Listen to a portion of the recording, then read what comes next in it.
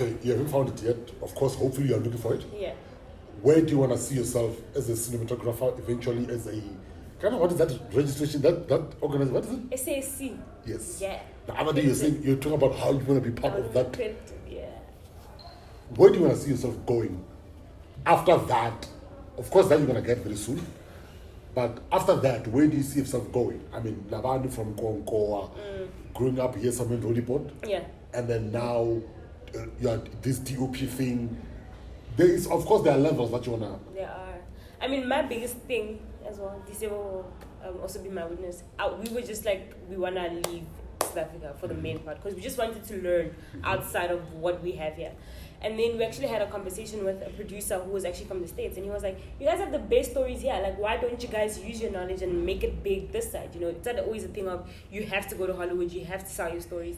So I think for now, my biggest thing in the next 10, 15 years, I want us to get to a place where we can shoot authentically South African movies with just like a South African cast, and also the production value is up there, because that's the one thing that I stress about when I watch local content most of the time. But do you think we have the market to sell our stories though? I think the market is there. I feel like they're just gatekeepers in this industry that are not giving people the right chances. I mean, people waste money so much. When I think of big sets, now, for us, we know how to shoot things with like one camera, small crew, keep it to the point. You know, we know what we need to get, we know our shots. I'll come to that, but I have a problem with that. But yeah. Anyway, I'll come to that. So it looks proper. So I feel like these big productions, I mean, when I went on Guyana for the first time, that was a huge production. You know, like so many people working, everybody everywhere, and everybody. And you saw the budget by accident? I saw the budget, yeah, because I was at media getting gear for another thing, and then I saw the budget for Guyana's gear, and I was just like, oh my gosh, this is a lot. So I feel like the money is just placed in the wrong hands. Like, I feel like people don't care so much about the story anymore. Like, I understand everybody needs to eat. I get it. You know what I think happened, and you will help me here. What I think happened is, as good as those Mzansi Magic movies were, in terms, because there's a lot of, Tiana, for example, Nyembe. Yeah. He trained there. I trained with him. Well, I didn't train with him there, but there were a group of people that trained. Our makeup artist, Guyana. Yeah. I can name a few people that trained through that particular program. But for me, here's the negative thing that it did. It now bred or developed a culture of saying, you know what, you can create a movie for 100,000 rand, therefore you can put it on TV and it works. Yeah. But in terms of us as producers, us as creatives, it puts us in a disadvantage. Yeah. Because now, Emmet can simply say to you, no, we know we can produce a movie for 100,000 rand. Whether like it or not. Make it work. Yeah. When they take that and put it on their platform and get advertisement, trust me, with one ad, they got their money back. Yeah. So I think that is one of the things that happened that we didn't anticipate, that now is putting us on a back foot. So having said that, you spoke to your friend, you guys wanted to leave, which I also say, don't go yet. Use your work to go, rather than going there, because there's nothing new that you're going to do there. There's everything new here. Yeah. So having said that, how do you guys are going to work around the structures that have already established, because you can create a movie for 100,000 rand and make sure that you guys make a living with this in place and with what you want to do as a filmmaker? Because at the end of the day, it's a business, guys. It's a business, yeah. How do you navigate that? I know I'm asking a very loaded question, a very difficult question. Very loaded question. That's a producer's question. No, but you listen. As a DOP, like I told you right now, you cannot be thinking only about DOP. You can't be thinking only about directing. No, it's more than that. It's already a pitfall, a very big one. This that mentality of saying do one thing and make it nah babes. You can't be relying on one thing. Yeah. So the stories that you want to tell to get out of this abyss that we are in terms of how structurally things are. Do you have a plan for that? Well, my biggest thing, right, and this is just like something that I've been tossing around. I feel like a way to get away from all of that what if we could get to a place where we fund our films, right? Like how we've been talking, I mean, like the web series that we're shooting, very low budget. You know how you make things work. You know, you find a way to make things work. You get a camera, you get this, you get that, you make it work. So why can't we self-fund our projects from pre-production to production? And then only after the project is done, then we send it out. Isn't that a better way to now get the money back in? It's two ways. There is one. You see, in the ideal world, let's speak here in Africa. For white kids your age, it's easy for them to do that. Do you know why?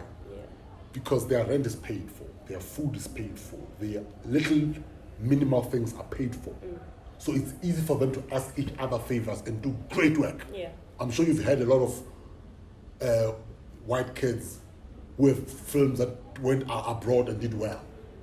Because I 95 somewhere there, no, 95, 2005 somewhere there, my mentor, Pt2, he wrote some mini film, and it was a play, 2007, it was a play, that in the play there was also a film within the play.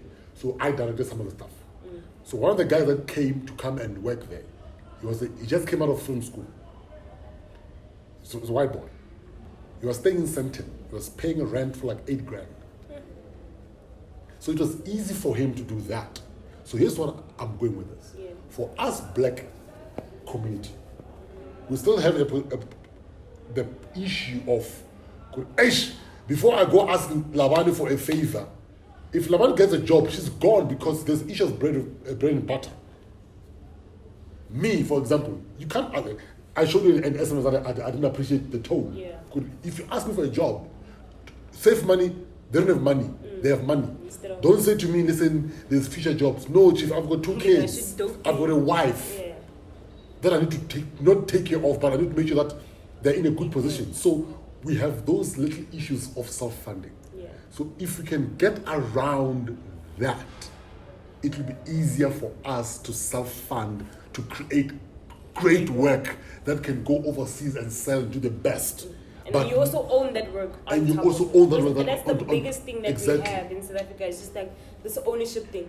People make great work all the time, but they don't own it. True. But we need to change that because there's YouTube. We are here now. Yeah. This thing, we own it. It's ours, right? Mafana to the web series that we are shooting. It's our content. Yeah. So I think as much as it's hard, not as much as it's hard, it's very difficult for us to achieve all these things. We need to come up to a position where we consciously say, like you guys, when you shoot your stuff, consciously say, this is our shit, we own it, we're not in the business of selling content. Yeah. Tyler Perry, House of Pain. Is it House of Pain? I think. He shot that thing years ago. Jiggy was BET or someone wanted content. There was no content. Yeah. After he gave it to who, and they said no. When those guys came and said, we want content, he said, fine, I have this, but it's mine. Commission an extra, or whatever number of episodes, make it 100, and there it is. Because he held on his content, it made it easier for him later to do whatever he wanted. So that's, I think, the approach that we need to take as well. We should not. I agree. We should not sell content. Yeah, I agree. We should not sell content. We should keep to our content. If Mnet wanted, no. If SABC wanted, no. We're licensing it. But what if now you shoot it and SABC comes and they're like, here's 5 more. Give us your thing. Let's play it on TV. Let's distribute it for you. Are you giving it to me as in like a commissioning, or are you giving it to me as licensing? How do they do it? They usually do licensing though for SABC. If no, it's commission or license. If Mnet or SABC or ETV or BET come up with their own idea, say here is money, go shoot. That's commission. Okay, so that means that they own it. They own it. Okay. Mafana, we're shooting it with our resources. Yeah. We can take that, say Mnet, Showmax, Mzansi, SABC, 1, 2, or 3, BET. We have this. It's of this quality. Yeah. And it's produced by these people of this caliber. Yeah. Therefore, play it. That's licensing. Yeah. That's even easier as well. Easier. Yeah, that makes more sense. So where to? What is your What is your, for film, what is your future goals? I know we touched there and there, but what is your realistic future goals? Quite a lot. You know, you have that thing of you scared to tell people your dreams because they're gonna look at you like you're crazy. Like you're crazy. So here's my thing about that. Don't ever feel that way. Okay. If anyone comes to you, you share their dream with, they say it's crazy, cut your losses with that person. They're gonna hold you back. Okay. A person who will say, what? That's exciting. That's the person you need in your corner. That is your G. Because now I don't even have time for people to be scared when I say, listen, I want to go to the moon. Yeah, they're gonna be like, it's impossible. yeah. How are you gonna do it? Cut that thing out of. I'm using the word thing intentionally. Yeah. Because that person is going to be a weight in your life. You're going to be scared to do things because they will say to you, it's not possible. So again, here's my question. There's my question. Talk. Okay, I guess for the first time I have to say them out loud. But for me, definitely cinematography and acting is where it all ends, right? That's the top thing. I want to get my production company off the ground though for like my cinematography because I don't want to shoot personally anymore. I want to shoot as a part of my company so that can grow. But Good idea. like you said with the SASC. SASC. Yeah? SASC. Yeah. What is that? The South African Society of Cinematographers. So it's where you get your accreditation. Like, you know, they have writers guilds, they have actors guilds. So the SASC is just like... Yeah, but that doesn't work here, though. Personally, I don't think it does. But I think it's nice when you have a slate and then you have your name there by cameraman and it says SASC. Oh, so it's levels thing. It's levels, yeah. And also for, I think for a lot of people who, like your Dianis and them, the people that do have the SASC accreditation, I think their work is different to the stuff that we get. Like they trust you more with like an ABSA advert or a Vodacom advert. With like real millions because they know that you're gonna give them value for their money. I see. So yeah, that's just so how they live. It works then. It works. It works. It's just that like right now they're like what 5 black DOPs in the SASC. Everybody else is white. And how many whites? Yes. See, how many whites do we have on the SASC? A couple. A lot. What is a couple? Mainly Give me a ratio. I bet the guys who are making those decisions, it's white people. It is.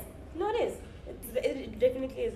They're the ones that set the caliber. They're the ones that tell you that for you to be accredited, you need a certain amount of years. And also they look at your work. They see like the quality and they're like, okay, cool. You deserve the accreditation. You know, I don't have an issue with accreditation. I don't have an issue with amount of work, with body of work, with proving oneself that you can do what you have to do. I have an issue with the fact that the goalpost can be changed at any point based on who's sitting on the board. Yeah, that is what it is. Because I bet it does. Yeah, and I think for us, mainly the reason why I also like find it a bit weird is because when you look back at olden days cinematographers, now I'm just talking like white people, like the cinematographers that like head the industry right now, they all have grey hair, they're all white and stuff. So I feel like that's the way for them to like lock the gate to keep. Here's what I know from the crew's point of view. Yeah. The pay gap is ridiculous. Like you find it's huge. You find a white guy who's a crew member, doesn't matter what crew part of the crew you are. Yeah. And a black guy who does the same thing. It's like dude, I see being a black guy who does the same thing. Now, the woman I was coming there. Who, you know? I was coming to that level because it's 3 levels. Yeah. 1, 2, 3. And for me, how do you guys want to combat that? Because I know that's why in our film, you're our DOP. That's why I thought, you know what, I'm going to put Lavani to shoot for me because maybe because I'm from a family of women. I'm the only guy there. Yeah. But my sister's Lavani as well. So who comes after me? Her name is Lavani. So I think maybe because of that, I don't know. But I want to champion for women to do things. Yeah. Listen, me, I'm for equal pay, guys. Fact. Speaking of which, do you know that last year, I think, the highest paid male actor Where? which was last year, worldwide, was George Clooney. I think you told me. Yeah, and he was making I think like 240 million. I stand to be corrected if I'm wrong. But the gap from that now to the highest paid actress, which is Scarlett Johansson, she was like 49 million. So do you see like how this? And there's another level there. Yeah. Black man, how much was he getting? There was no black man on that thing. It You was see all my point? Yeah, it was all just white. But I see being a black man. Imagine being a No, black when I say woman black in man, a I'm saying a film. black person. I'm talking about a black person, In general. not man or woman. When I say black man, I'm talking about the woman. Because if you're gonna break it down to that level of black woman, she's not even anywhere close to that list of Yeah. anything. Maybe then we should start making that margin. We can't just. It's important for us to define that So- bracket so that we can start correcting these things. For me, let's forget about the bracket. You are shooting in our thing. Yeah. You want to do all this that we want to do. Why don't we work? Because remember, that value is what they define for themselves. Yeah. We shoot these things that we're shooting. Why don't we come to a point when we define our own value? I mean, it's money. Like that's, It's money, yes, I hear, but someone has to do a compromise. Someone has to start somewhere. Yeah. Because for us, here's the fact of the matter. According to the standards of the DOPing department, the cinematography of South African, worldwide South African, whatever. If I can tell a producer that I tasked you to shoot this for us, they'll say I'm crazy. Insane. They'll say you're insane. They never trust me with like a 4 million rand budget. They'll say I'm crazy. Yeah. Not that we are shooting on 4 million before you guys come No, but here it just and takes- say, hey, you've got money, wait. Like, in terms of value of what we are shooting, the production itself, it's literally somewhere there. Yeah. But they will say I'm crazy. How do you think we can combat that? Forget the fact that on Kiani we came and did what we did, we different, but at the end of the day, there is no way for us to keep on saying we want to come in and change in there. We're never going to change that, guys. Yeah. We have to change ourselves because those guys, those DOP, those guys, the old guard, I call them, they are not passing that guard to their kids. To the kids. Literally, that's how it works. And why would their kids come and give you? That's how it works. Like, I mean, imagine, think about it, like, even in the cinematographer's department, right? You can't just, on most projects, you don't just come out of school and then already they give you a camera, like, you can go shoot. 9 times out of 10, you start off loading. Imagine. Literally just loading, like, you know, making sure that the first AC, the first camera system, like, the batteries are charged, everything is ready to go, whatever he needs, you there. When he needs lenses, you can't even physically change the lens yourself because there's this hierarchy in, like, the cinematographer's department, you know? So it's just like, it's a... But I think I understand that. And why I think I understand that, I've done, no offense, I've done a lot of projects with graduates from AFDA. Yeah.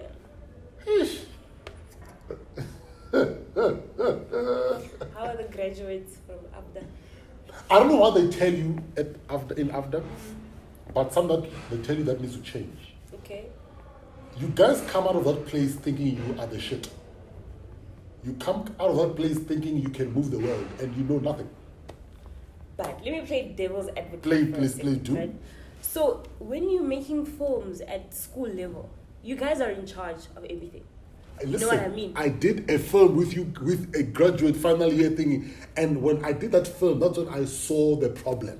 I'm like, there's a problem because here's the final year's film that you guys do. Yeah, that the final grad film, yes. grad film, Yeah. and you take all these people that have chosen the film as a writer, producer, you put them together to go shoot this film somewhere, and there is no supervising producer. There isn't. Basically, it's like saying, here's your matric exam, go write your exam, here's your paper, there's no, that person who walks around, Invigilator. there's an invigilator. Yeah. What? But that's what I'm saying though. That's where the attitude comes from. So as a producer, you're thinking, I'm already heading a project. I'm heading a film that's going to go play at Stekenuko. So why is it that I'm going to go out of school next year and then I have to make people coffee on set? Yeah, okay. You know what I mean? Yeah. As a DOP, I'm like, I'm a DOP. I have the project. I do the shortlist. I do everything. I get first year, second year, third year assists to come help me. You know what I mean? This is my project. So why is it that now I've attained my degree, I've been through 3 years of scrutiny, of being on set, of 3 years. marks, you know, three years. I've got 18, babes. And then now, I've got 18. sure, I have my degree. Now I go on set and then they say I must go make coffee. Yes. So do you, like, I'm not saying it's a good thing, but do you understand where people get a bit offended sometimes? It's not an offense. I don't think we should view it or approach it as being offended. Okay. My younger brother, Ziggy, shot a film the other day and he directed me in that film. Yeah. When I did my first acting gig, Ziggy was in grade 1, something like that. So if I come there and say, oh, you're a kid, Yeah. there's already an ego play that will destroy everything that's supposed to happen. Yeah. The thing about us filmmakers, including everyone here, we need to check our egos. We need to check that an ego doesn't come in front of the project because it's about the film. Don't care what you feel, don't care who you are. I can do a film with the person that I don't like. I can kiss them in the And film. it can be amazing. And then cut, you go there, go there. Yeah. Because it's not about me, it's about... So I think at AFDA, I'm talking about AFDA specifically, no offense, my friend. No, it's fine. Let's talk about it. Because it's where I've realized it's not with other film schools. Yeah. I think more than anything, the guys need to check. They need to teach you guys how to check your egos. Because, trust you me, what's happening in the film that I was shooting, after action, after cut, rap, I left and I came back to say, go guys, you know, I will tell you this, and I bet they didn't even listen to me. Yeah. They said, who the hell does he think he is? But of course they didn't say it, they said it in their heads. I said to them, guys, we were shooting. You'd find your DOP crossing department to a gaffer, to the gaffer. What are you doing there? What are you doing there? They're part of... You tell them, Chief, I want this and this and this. Yeah. You don't go physically there. Okay. I get that. You do not. So when I picked those things, because there was a lot of department crossing, and something happened like I don't know if you realize it, or maybe you came in late. Yeah. Early in the thing, there was a lot of departments crossing, and it caused ego clashes. You clash, and as soon as you clash, it becomes a problem. So I'm saying this to you: how is your ego, my dear? Me? Yes. I literally walk on every set with a mindset that I want to learn. I really don't mind loading for people. Like, and I was having this conversation with Tissim. Sorry, she's right there, so I keep on looking at her. But her and I had this conversation, and She's our director, by the way. She's the of this particular episode of the special episode. when her and I have conversations, because everyone have the stigma of when you start out, you know, you need to load, you need to do this. And I'm always just like, you don't have to. Like, you really don't have to. Because these days we have the privilege of shooting our own stuff. You know what I mean? Even on your phone, like you said. I mean, I don't know if you guys know, but we started shooting Know Them Better literally on Fumani's phone. Yes. Yeah, my phone, Fumani's phone, we literally just stand there the whole episode. So, for me, like, that's... I don't see why I'd go load for a person for a good 5 years when I already have the know-how. Like, to master our craft is obviously through experience. And I feel like that's with everything in life. For you to get better at something, you need to keep doing it and doing it and doing it and doing it. So you can't sell yourself short and have a degree and then go and be like, let me go low. But you see, that's the No, ego but I'm thing. saying, it's not. It's really not. Is. It's a thing of your attitude at the end of the day. That's what carries you the most. I go and say, I know that I have a degree, but I know that there's a lot that I have to learn, because what happens at film school and what happens on set is totally different. It's not the same thing at all. Daylight. When I was in Guyana, I was shocked for days. Like, shit, this... Not shit, sorry, we're gonna cut that out. But, like, this is how... I'm cutting nothing out. This is how people, like, operate on, like, real sets. We don't have that, because we from smaller, you know... Here's what we did. With the after film that I shot, we shot an 8-minute film in like a week or something like that, or over a week. I'm like, It's too long. It's long. 8 minutes. Damn, we shoot that thing in 2 days. We shoot in 7 days. But I'm also that's how it's supposed to be. Yeah. Internationally, we shot Kalushi. The scene that we shot, me, Pearl, na Tabo. Almost the whole day shooting one scene. Yeah. The scene One scene for the whole day. You see the scene where we're in a jail cell where I said to him, you must escape. Yeah. That So thing. you got there. How did we shoot that thing? But it shows in quality production, bro. It shows. I did a film now. Okay, No name dropping now. It's fine to name drop. There's nothing wrong with that. I did a film with Sean Penn now Charlize. Yeah. So in the morning, the scene that was supposed to shoot was me, Charlize, Javier Bedam, like the whole set there. In the morning, in fact, before that, I went there on Sunday evening. I was supposed to shoot on Monday. They went outside and said, no, the son is not happy, go back to the hotel. Goals. Tuesday, son is not happy, go back to the hotel. I didn't shoot, and they're paying for that. Wednesday or Thursday, that's when they start shooting. Because the son was happy. The son was happy. In the morning, it was rehearsal. That's all we did. Went for lunch. Came back, shot a scene. That scene did not even make it to the film. My point is, that's how shooting is supposed to be, because we do a lot of coverage. But in South African terms, and I'm not saying it's the right way of doing things, we shoot 20 pages in one day. One day. That's true. When I want to shoot 8 pages in 5 days. 5 days. Really? Like, I need that perfect shot. Like, listen. Let's talk about Lavani Shikwambana. What about her? As we are wrapping up this lovely conversation, we can go on and on and on and on. Where are you from exactly? How many siblings do you have? Unambamani? Okay. Originally born in Bekkersdorp village. I lived in Limpopo until I was 10. Until Mankonkowa, I went to school at King's Court. And then You went to King's Court? I went to King's Court. Back in the day, Christian school, good girl vibes. And now? And then what? I'm just asking, good Like, girl where am vibes I? and now? No. Grow up, life happens. But yeah, so I grew up in Limpopo and then I moved to Joburg when I was 10. And then, yeah, I've been here ever since, but I go back home literally like every December. Like, back home, funerals, weddings. Everything. So, siblings? Siblings, I have 3 brothers from my mom and my dad's side. I have 3 brothers. What do you mean? 1 older, 2 younger. And then from my dad's side, I have other siblings. Okay, no, Yeah. I have the same scenario because at home with 3, but Yeah. with my mom with 3, Yeah. and with my dad with 5. Yes. So with my mom with 3, with my dad with my mom with 4, sorry. With my dad with 7. You forgot your siblings? I forgot it. I forgot the last born.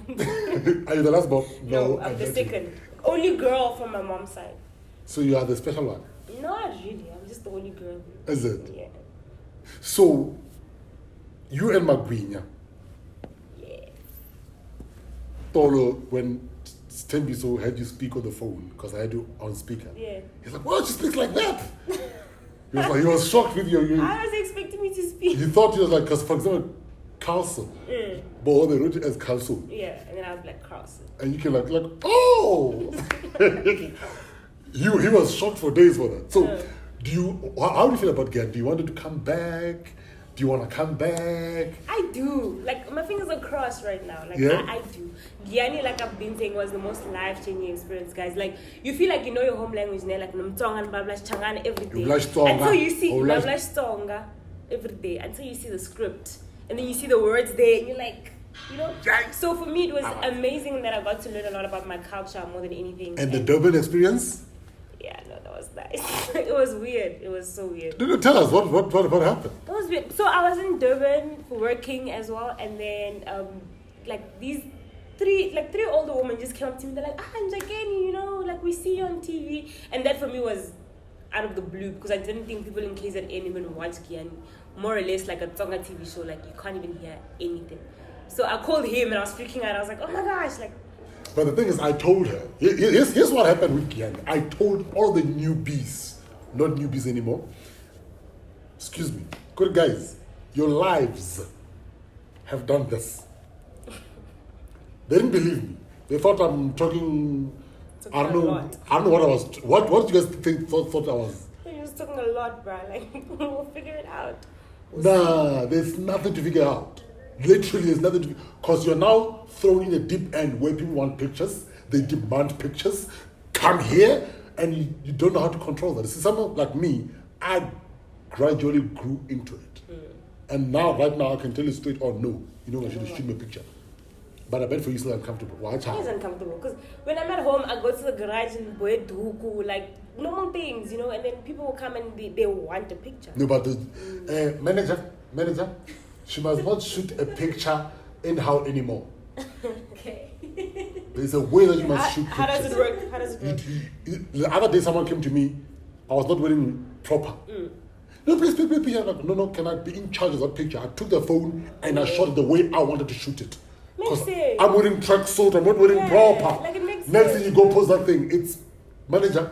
Those things are not good for business. They're I really know. not.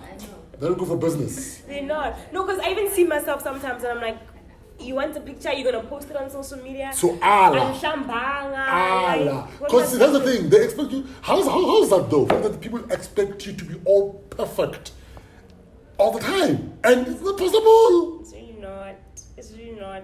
I think for me, like Ansi-Temba, which is the main thing. Which is Even now. no, till this day, I swear. I was at Disabled the other day. I was actually with both of them at Pick and Pay, and they had closed, like, when they closed the tills and stuff, and then they were closed and it was backed up because it was Black Friday, so it was like really, really full. And then the ladies like recognized me. They're like, "Oh, Njakeni, like come here." They literally opened the till like for me. And the whole Levels. time, no, but the whole time I was freaking out.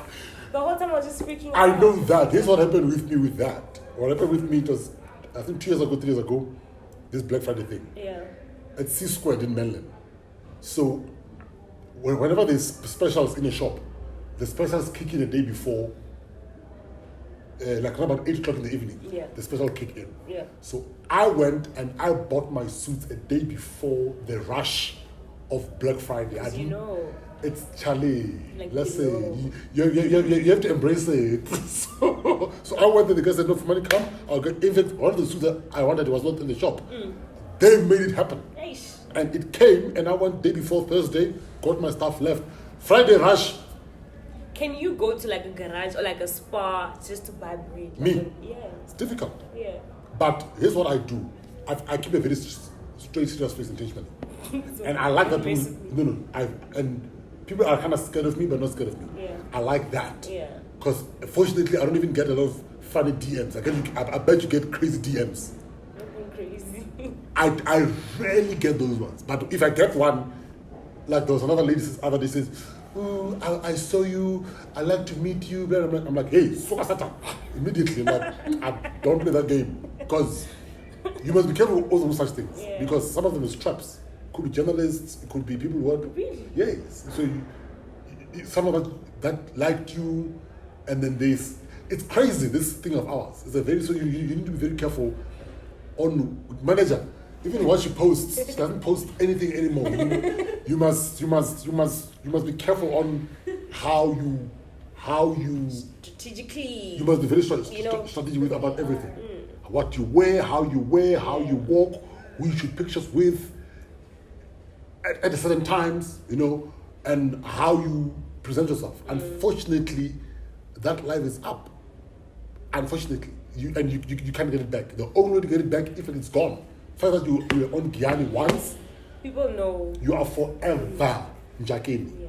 You'll do all other characters, but fact of the matter is, so that's me. Everywhere I go, everyone's just always like, "Okuma Guinya," and I'm just like, I'm called Brarich. "That's Branish." Where's Kansani?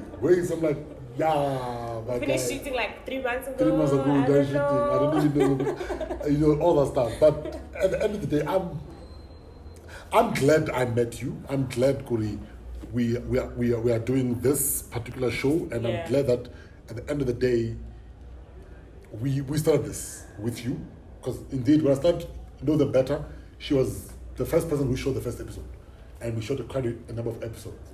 Now we have upgraded. You guys can see the set. You can see the set. We're not on phones no more. We're not on phones no more. We've got a director who's smiling like a. We have a sound person. We have a sound manager there. So we're on level. So we're at the dome also. We're shooting at that time. As you can see. So as you can see, bruh. But guys, thank you. This has been our special. I hope it was informative. That hour just went on very quickly. Yeah. I'm glad I met you. I'm glad to. I'm glad, Kuri, you came, and because one thing that about Tsonga we are known for, we are known to be ugly. No, we are known to be ugly. And personally, I was very conscious about we have to cast beautiful people. For the one reason, not but seriously, because we need to remove the stereotype. I had people saying to me, "How when? Tonga, why will you play?" And it's like, how do Tonga people look? Guys, Guys, how? Manager, honestly, guys, how do Tonga people look? let us know. Let us know. Comment down below. Like, How do we look? How we supposed to look? Because I get that a lot too. Like, you're not Tonga, say something, and I'm like, You joking? dude, I'm not a clown. I'm not gonna just start performing for you because you don't believe I'm Tonga. Like, that's Tonga, I'm Tonga, now you're Tonga. yeah, I'm Tonga. Hey, this one. But guys, we asked the question, how do Tonga people look? Birthday manager. Director. I think it's unexpected that you guys are light. Go to it. It's what? It's unexpected that you guys are light. How? Where does that come from? I know that's what she always gets. Like, you talk about how you light. Yeah, Your complexion. Just like that. Yeah. Just like that. So, are they saying to me there are no... Light Tonga. That's what they say. They just don't know. I feel like they just don't know better. But here's the thing. If they can meet my daughter, you saw my daughter. Yeah. She's even lighter than you. Light, yeah. My mom's sister. My mom, they light. Yeah. Also me, like down my bloodline. I mean, if you see my dad's sisters, like, what do you mean? Some people can't be like that. Doesn't make sense. It's Guys, genes. with genes, guys, we just hot like that. We just don't crack. But anyway, this has been Know Them Better. We can go on and on. Thank you, Jakemi. Thank you, Lavani, Shikwambana. Thank you, director. Thank you, sound. Thank you, manager. Pro dope. Ticket Pro Dome. They're preparing for a concert here, Black Coffee, and Music is key. music is king. Yeah. So that's what's happening behind us. And we're shooting Know Them Better. I feel like I'm gonna cry. Season 2 is coming, it will be different. We'll have different guests. Won't be necessarily for a certain show. We'll have different high profile guests coming on board. And yeah, thank you guys.